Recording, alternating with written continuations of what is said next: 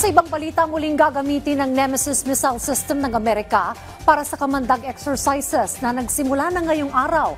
Yan ang ulat ni Patrick De Jesus. Nasa Pilipinas pa rin ang Navy Marine Expeditionary Ship Interdiction System o Nemesis missile system ng US na unang dumating noong nakaraang buwan para sa balikatan exercises.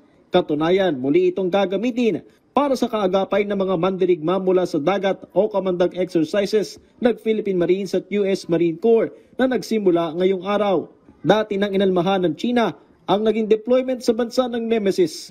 These are scenario-driven exercises where we will conduct operations with the Nemesis, which is a great capability that extends the commander's operational reach. Bukod sa Nemesis, gagamitin din sa kamandagang Marine Air Defense Integrated System o MADIS at HIMARS rocket system na naging tampok din noon sa balikatan.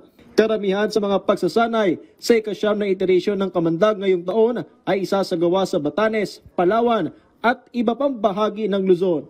4,000 sundalo mula sa Philippine at US Marines ang lalahok kasama ang South Korea, Japan at United Kingdom, habang may 7 bansa ang magsisilbing observers.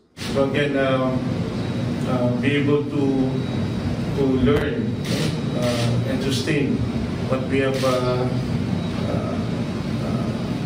what we did in the past balikatans. Samantala, positibo ang National Security Council na magiging maganda ang bunga ng pagsusulong ni Pangulong Ferdinand R. Marcos Jr. sa usapin ng West Philippine Sea sa kanyang pagdalo ngayon sa 46th ASEAN Summit sa Malaysia. Nais kunin ng Pangulo ang suporta ng mga bansa sa ASEAN na mabuo na ang South China Sea Code of Conduct sa susunod na taon kung kailan magsisilbing host country ng ASEAN Summit ang Pilipinas.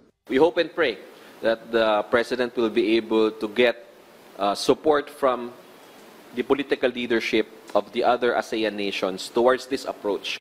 We understand that ASEAN will be stronger if we have our position so that when we have this code of conduct negotiations, mas mabilis siyang matatapos.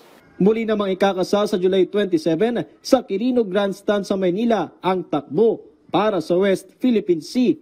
Gaya noong nakaraang taon, inaasahang libo-libo muli ang lalahok dito kung saan layo ng fun run na pataasin pa ang kamalayan ng publiko sa West Philippine Sea. Patrick De Jesus para sa Pambansang TV sa Bagong Pilipinas.